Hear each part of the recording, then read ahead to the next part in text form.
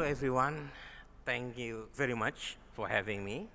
First of all, I would like to extend my deepest thanks to DBS, Mr.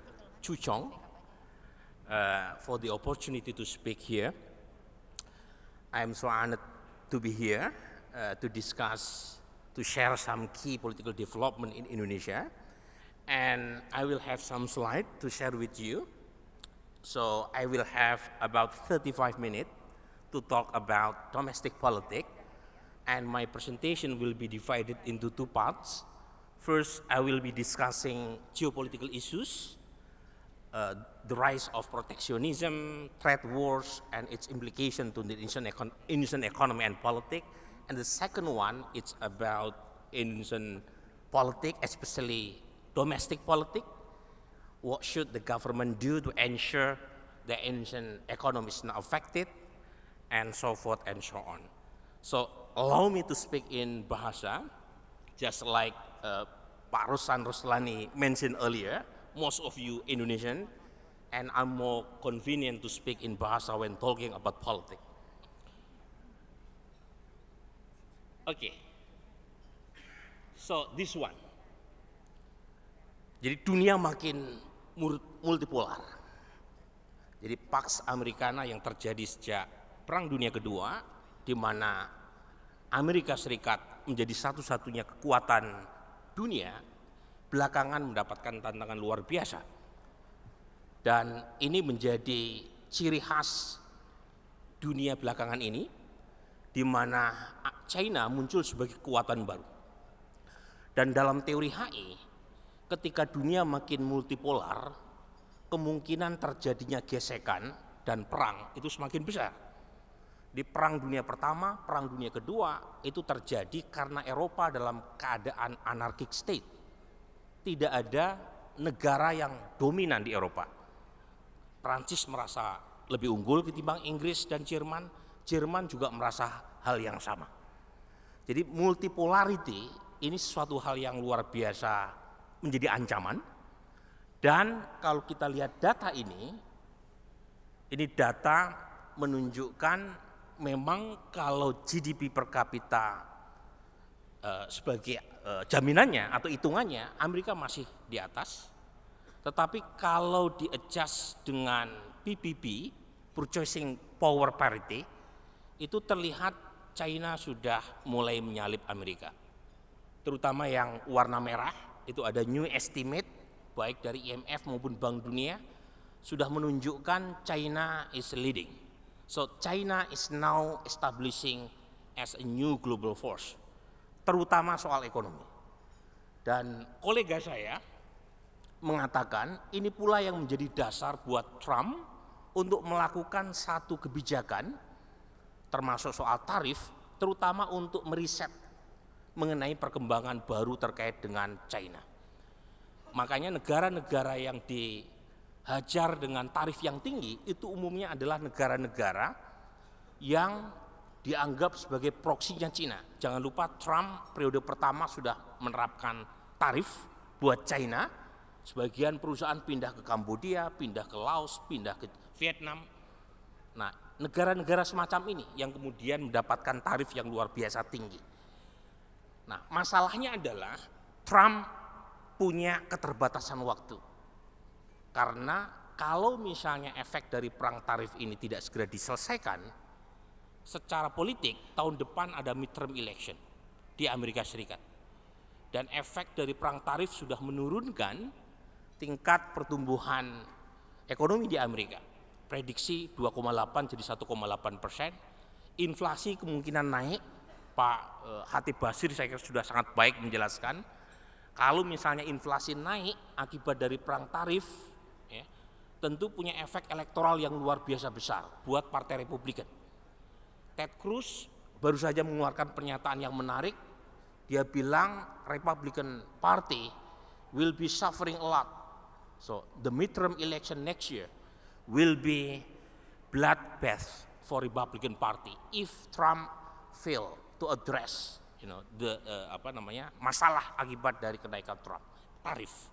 Jadi ini isu yang sangat serius yang kalau misalnya Amerika terpaksa berdamai dengan keadaan, sangat mungkin ya, masalah politik kalender pemilu tadi itu memaksa Trump untuk melakukan adjustment.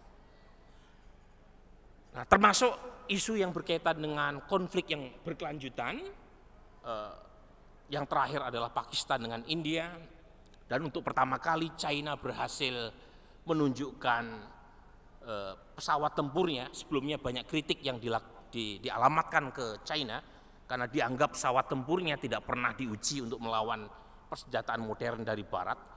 Kemarin di Pakistan dan India, JF-17 Thunder produksi dari China diklaim berhasil merontokkan beberapa pesawat Rafale terbitan dari produksi dari Prancis. Dan itu yang menjelaskan mengapa Dassault, ya, Rafale Jetmaker itu sampai drop, ya, sahamnya. Sementara Chengdu yang memproduksi JF-17 Thunder justru naik belasan persen. Jadi ini lagi-lagi situasi dunia yang tidak mudah. Nah, pertanyaannya bagaimana dengan Indonesia? Jadi sebelum kita bicara lebih detail mengenai domestic politik, ada hal yang positif di tengah economic global uncertainties, di tengah konflik geopolitik yang luar biasa, tetapi Indonesia terutama pemerintahannya punya modal luar biasa. Jadi data dari Pippa Norris, profesor di Harvard University, yang menunjukkan dengan jelas bahwa pemerintahan Indonesia itu umumnya mendapatkan kepercayaan publik yang cukup tinggi, meskipun performa ekonominya buruk. Jadi lihat vertical axis-nya itu data GDP per kapita, dan Indonesia termasuk rendah, tetapi horizontal axis-nya itu menunjukkan bahwa tingkat trust publik terhadap pemerintah tinggi. Jadi anomali sebenarnya. Umumnya trust terhadap pemerintah itu karena dinilai dari keberhasilan meningkatkan GDP per kapita. But this is not the case dalam kasus di Indonesia. Jadi pemerintahan kita itu dapat banyak privilege dan kemewahan dari sini. Belum lagi kalau kita lihat Pak Prabowo sendiri. Pak Prabowo menang dengan perolehan terbesar dalam sejarah rezim presidensial sedunia. 96 juta pemilih. Bahkan mengalahkan rekor yang diperoleh oleh Biden tahun 2020 waktu menang Pilpres di Amerika, atau rekor Pak Jokowi di 2014-2019. Jadi modal elektoral tinggi, modal sosial dari pemerintah, dari rakyat tinggi. Dan kalau kita lihat dukungan di tingkat elit, Pak Prabowo juga sangat kuat. Saya kira Pak Prabowo one of the strongest president, ya, that Indonesia ever had. Bayangkan dari 8 partai di parlemen, he secure 7 out of 8. Bahkan PDIP sekalipun perilakunya seperti partai koalisi pemerintah. Jadi nyaris tidak ada partai oposisi hari ini. Dan media juga sangat manis terhadap pemerintah Pak Prabowo. Jadi Pak Prabowo punya modal yang luar biasa besar, yang menurut saya kebangetan kalau gagal. Nah, pertanyaannya bagaimana dengan situasi sekarang? The only critical element that the government is facing now is a few civil society organization and student movement. Dan kalau misalnya itu tidak bisa tantangan geopolitik tadi tidak bisa diatasi, tentu jadi masalah serius. Dan lagi-lagi pemerintah punya waktu yang tidak panjang, karena kalender pemilu tinggal 4 tahun ke depan. Salah satu isu yang sekarang cukup ramai dibicarakan di kalangan elit adalah berkaitan dengan potensi konflik antar partai koalisi sebelum pemilu 2029, dan itu khususnya berhubungan dengan revisi undang-undang pemilu. Jadi ada PR, semakin dekat pemilu, kalau pemerintah tidak juga berhasil menyelesaikan target pertumbuhan ekonomi, sementara kalender pemilu makin dekat, maka partai-partai akan cenderung kembali ke kepentingan elektoral masing-masing. Dan revisi undang-undang pemilu itu ada 3 yang sangat krusial.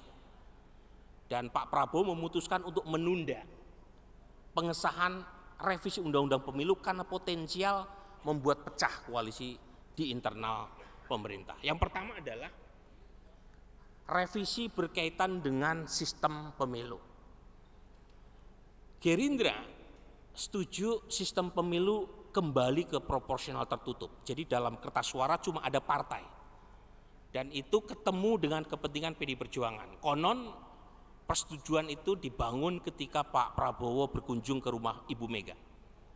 Nah, masalahnya ketika proporsional tertutup itu diterapkan untuk pemilu ke depan, Gerindra potensial berbeda pendapat dengan partai-partai utama di pemerintahan. Golkar jelas menolak, karena kekuatan Golkar terutama dari calegnya. Nasdem jelas menolak. PAN dan Demokrat kemungkinan besar menolak. Jadi ini situasi yang sangat sulit buat Pak Prabowo. Ditunda bukan berarti menyelesaikan masalah, tetapi menunda masalah. Dan yang kedua, itu berkaitan dengan the decision made by Constitutional Court to eliminate presidential threshold. So before the decision by MK, parties allowed to nominate presidential candidate if they have about 20 to 25% of the seat. Nah, artinya hanya sedikit kemungkinan partai yang bisa mengantongi koalisi untuk mencapreskan di 2029. Tapi MK membatalkan itu.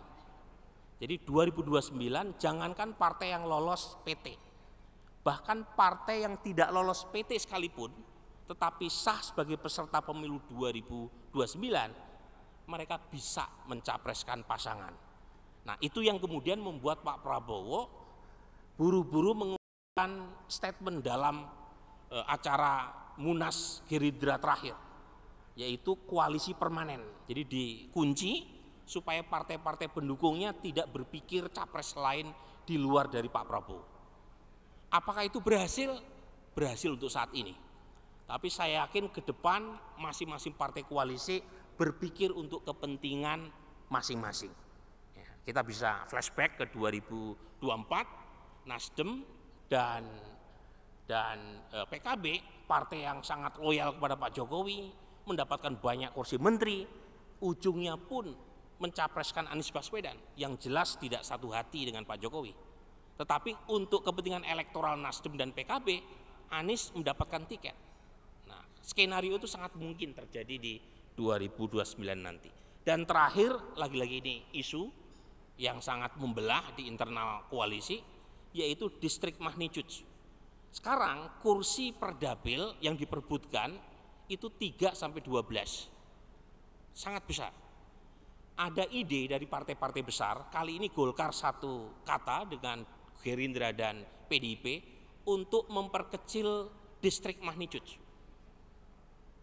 3 sampai 6 kursi saja per dapil. Tetapi yang menolak adalah partai-partai menengah. Sebab partai menengah umumnya dapat kursi sisa. So if larger parties successfully reduce the number of seats in every district, it means Demokrat kena dampaknya, PAN kena dampaknya, PKS kena dampaknya.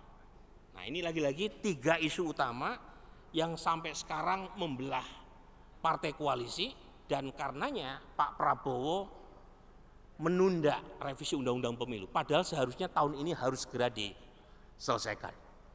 Nah, implikasi politik domestik tadi punya semacam dampak kalau misalnya tidak segera kita tuntaskan. Selain juga masalah geopolitik tadi, masalah pertumbuhan ekonomi. Pertumbuhan ekonomi kita di kuartal pertama 2025 mengalami penurunan 4,87%. Tadi saya lihat ada yang menanyakan di tengah geopolitik yang tidak pasti, ya apakah mungkin kita mencapai 8%? Data kuartal pertama jelas hanya 4,87%, ya, di bawah perolehan sebelumnya sekitar 5,1%. Tapi good news-nya adalah dengan segala keterbatasan dan global economic uncertainties, geopolitical tension, we still have about 10 besar pertumbuhan ekonomi terbaik di dunia.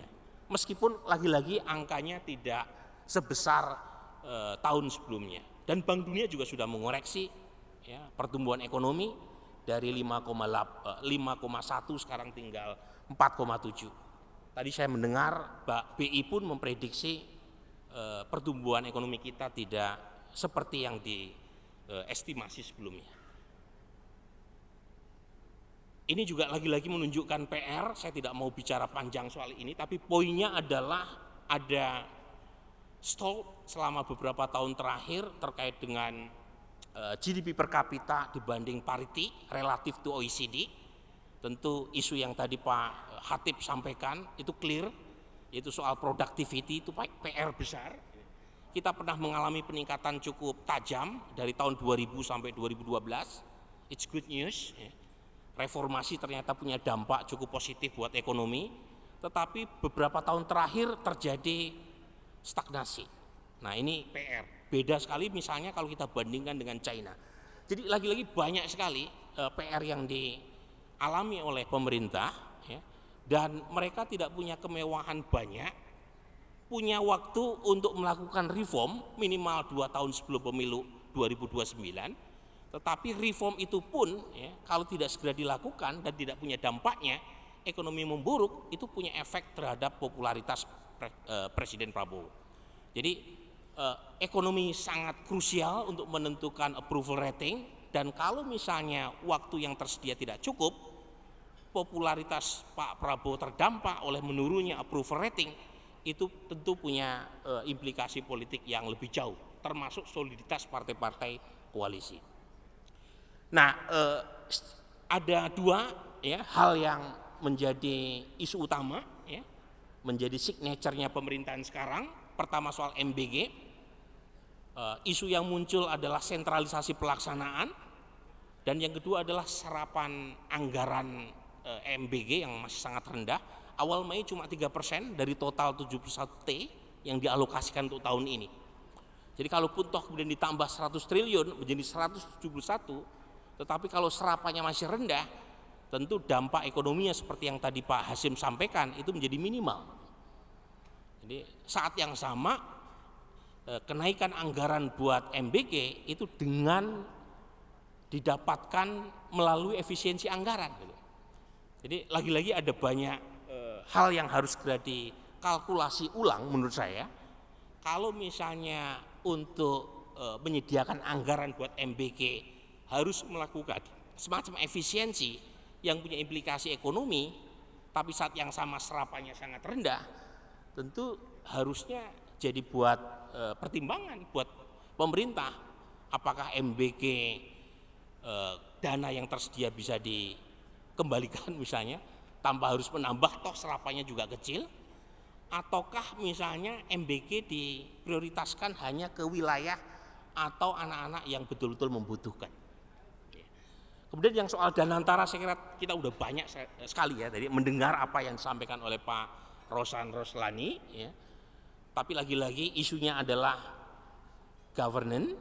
Kalau misalnya governance, transparansi dan akuntabilitas mampu ditunjukkan oleh pemerintah, tentu para pelaku ekonomi tidak terlalu khawatir ya.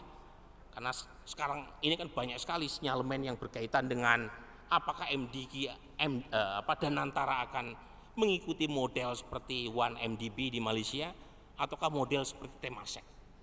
Nah itu semua saya kira masih sangat dini untuk menilainya sekarang, tapi at least dua isu utama ini saya kira menentukan ya, karena kalau misalnya tidak segera dituntaskan, kegelisahan masyarakat terutama kelas menengah menjadi makin menjadi-jadi ya. Nah ini slide yang saya kira penting untuk kita sampaikan, terutama pemerintah. Ya. Pertama, approval rating Pak Prabowo 3 bulan yang lalu memang masih tinggi. 100 hari pemerintahan Pak Prabowo, semua lembaga memprediksi sekitar 80% masyarakat puas 3 bulan yang lalu. Ya. Saya menduga terjadi penurunan, ya, yang kita tidak tahu pasti berapa banyak tren penurunan approval Pak Prabowo. Tetapi kalaupun toh kita mengacu pada approval rating Pak Prabowo 3 bulan yang lalu, ya, sekitar Januari, itu juga tidak terdistribusi secara merata. Jadi tingkat kepuasan publik terhadap Pak Prabowo di kalangan kelas menengah itu jauh lebih rendah dibanding masyarakat kelas bawah. Padahal kelas menengah itu secara statistik memang jumlahnya tidak besar, tetapi secara kualitatif dampak ekonomi dan politiknya luar biasa besar. Secara ekonomi 17% kelas menengah punya kontribusi besar terhadap pertumbuhan ekonomi. Data terakhir menunjukkan penurunan kelas menengah cukup lumayan besar dari 23% ke 16 atau 17%. Dan secara politik, saya kira saya ingin mengutip Pak Hatip Basri sekali lagi, kelas menengah punya a major political impact, politically. Ya. Dan kita bisa mengacu pada pengalaman Chile dan yang kedua adalah pengalaman Bangladesh. Jadi Chile itu menarik, Bung Hatip berkali-kali mengatakan baik di media maupun dalam acara seminar, Chile relatif sukses, income per kapita tinggi, poverty rate drop significantly from 53% 1987, terakhir tinggal 6%, ya. Kemudian Human Development Index paling tinggi di Latin Amerika. Tetapi tahun 2019 pemerintahannya itu nyaris tumbang gara-gara kelas menengah. Jadi pemerintah Chile menaikkan public transport fee, ya, tidak banyak sebenarnya, tapi working class di sana tidak happy, kemudian turun 1 juta orang lebih, 18 orang meninggal. Apa penyebabnya? Karena pemerintah selama ini terlalu memberi perhatian lebih kepada kelas menengah bawah. Just like Indonesian government for the last 3 presidents, they just give a lot of money for social assistance for lower middle class. Dan akibatnya apa? Memang secara elektoral penting karena mereka jumlahnya banyak, tetapi kalau kelas menengah tidak happy dengan kebijakan itu punya dampak yang luar biasa. Nah, kasus yang lebih mutakhir adalah Bangladesh. Jadi di Bangladesh, Sheikh Hasina, Perdana Menteri, berkali-kali menang, 20 tahun dia berkuasa di Bangladesh. Partainya Awami League itu mendapatkan perolehan kurang lebih 80% kursi di DPR. Performa ekonominya jangan pernah tanya, ya. Income per kapitanya termasuk tertinggi di kawasan. Kemudian industri maju terutama tekstil, ya. Tetapi tahun lalu tumbang gara-gara Sheikh Hasina itu memberikan affirmative action buat calon PNS di Bangladesh, 30% buat kalangan pejuang kemerdekaan, keluarga pejuang kemerdekaan, 30%. Nah, umumnya mereka yang menjadi keluarga pejuang kemerdekaan adalah kader dari partainya Sheikh Hasina, karena Sheikh Hasina adalah putri dari presiden pendiri Bangladesh. Apa akibatnya? Mahasiswa di Bangladesh turun gunung dan akhirnya Sheikh Hasina terpaksa melarikan diri dan tumbanglah pemerintahnya. Jadi merujuk pada 2 pengalaman itu, ya, meskipun capaian ekonomi baik, tetapi kalau tadi kelas menengahnya tidak happy, itu tentu jadi masalah buat stabilitas politik. Saya tidak ingin mengatakan bahwa pemerintahan Pak Prabowo akan mengikuti Chile atau Bangladesh, karena kalau kita lihat sebenarnya pemerintahan Pak Prabowo cukup responsif terhadap tuntutan kelas menengah. Ingat beberapa waktu lalu ketika ada statement dari salah satu menteri yang mengatakan efisiensi berdampak kepada UKT, University Fees, dan beasiswa kuliah, gitu ya. Itu kan langsung menimbulkan demo dari kalangan mahasiswa. Dan Pak Prabowo langsung mengganti menteri yang bersangkutan, kan. Artinya pemerintah cukup sadar bahwa kelas menengah ini cukup kritikal dan karenanya jangan sampai membuat marah kelompok ini, ya. Tetapi pendekatan yang dilakukan oleh pemerintah menurut saya belum tuntas, masih sangat superficial, ya. Akar masalah kelas menengah harus segera diatasi, ya. Pertama adalah lapangan pekerjaan, ya. Jadi seiring dengan peningkatan pendidikan kita, seiring dengan peningkatan tingkat pendidikan kita, makin banyak warga yang lulus S1, ekspektasi juga meningkat. Dan kalau misalnya sektor formal pekerjaan berkurang, ya, orang beralih dari sektor formal ke informal, yang menjadi masalah kelompok-kelompok ini terlanjur ekspektasinya meningkat. Dan itu jadi masalah kalau misalnya pemerintah gagal untuk menciptakan lapangan pekerjaan. Dan itu punya impact yang cukup besar terhadap politik. Jadi last slide, ya, ini key takeaways-nya. Yang pertama, di tengah geopolitical tension, saya merasa kunci utama buat pemerintah, terutama berkaitan dengan ekonomi, yang paling utama adalah menjaga stabilitas politik. Ya, itu yang paling utama. Karena banyak negara yang punya masalah dengan security and political stability. Ini masalah utama tetapi sangat minimum. Nah, yang kedua, saya kira buat pemerintah tidak perlu muluk-muluk, gitu ya, lakukan evaluasi terhadap kebijakan ekonomi domestik, karena toh tadi disampaikan pertumbuhan kita sebagian besar bergantung pada sektor domestik, dan karenanya saya merasa pemerintah untuk kepentingan ekonomi sekaligus kepentingan politik Pak Prabowo sebaiknya tidak alergi terhadap kritik dan data. Market don't lie, numbers don't lie, ya. Dan sebaiknya pemerintah terbuka untuk melakukan revisi kebijakan kalau memang dirasakan perlu. Dan pertumbuhan ekonomi yang turun di kuartal pertama itu tanda. Di kuartal pertama kita masih ada panen raya, kita masih ada lebaran, ya. Tetapi jangan lupa kuartal kedua tidak ada drivers yang betul-betul kuat untuk mendorong pertumbuhan ekonomi. Ini saya katakan dengan terus terang karena lagi-lagi jangan alergi terhadap data, ya. Kalau misalnya ada hal yang tidak jalan, segera lakukan revisi kebijakan. Nah, yang paling kelihatan adalah efisiensi. Data survei terakhir saya soal mudik itu turun cukup jauh. Tahun 2024 yang mudik 33%. Survei saya pasca mudik 2025 tinggal 18% yang mengaku mudik ke kampung halamannya masing-masing. Jauh. Nah, ada beberapa pihak yang mengatakan, Pak, mereka yang mudik lewat tol naik, tapi menurut saya tidak bisa mudik didasarkan pada yang menggunakan tol di 2025. Alasan saya pertama, banyak yang mudik melalui jalur motor di sepanjang Pantura tanpa melalui tol. Yang kedua, tol kemarin kena diskon 50% buat yang mudik dan panjang waktu mudiknya sekian belas hari dibandingkan dengan mudik tahun 2024 yang lebih pendek. Jadi otomatis mereka yang menggunakan tol lebih banyak dong karena lebih panjang dan ada diskonnya 50%. Tapi datanya clear, terjadi penurunan jumlah pemudik dan itu indikasi penurunan daya beli. Dan karenanya menurut saya pemerintah perlu melakukan relaksasi efisiensi.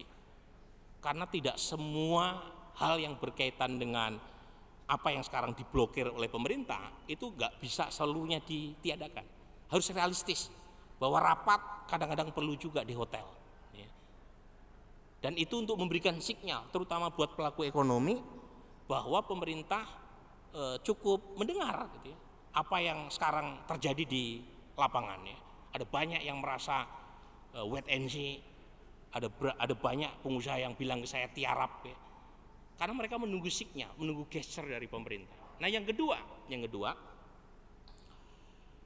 pemerintah pusat harus menegaskan bahwa efisiensi itu sebaiknya hanya berjalan di tingkat pusat. Dan faktualnya seperti itu, efisiensi dilakukan untuk konsolidasi aset, buat danantara, buat program seperti MBG.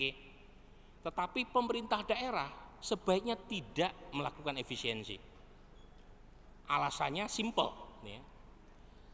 Pemerintah daerah tidak terkena oleh aturan yang ada di tingkat pusat. Yang kedua, kalau di tingkat nasional terjadi pengetatan ikat pinggang, di daerah juga melakukan hal yang sama, itu punya dampak, ya, sekarang banyak sekali pemerintah daerah yang ikut efisiensi dan akibatnya serapan APBD rendah sekali. Saya ingin kasih contoh Kabupaten Bojonegoro.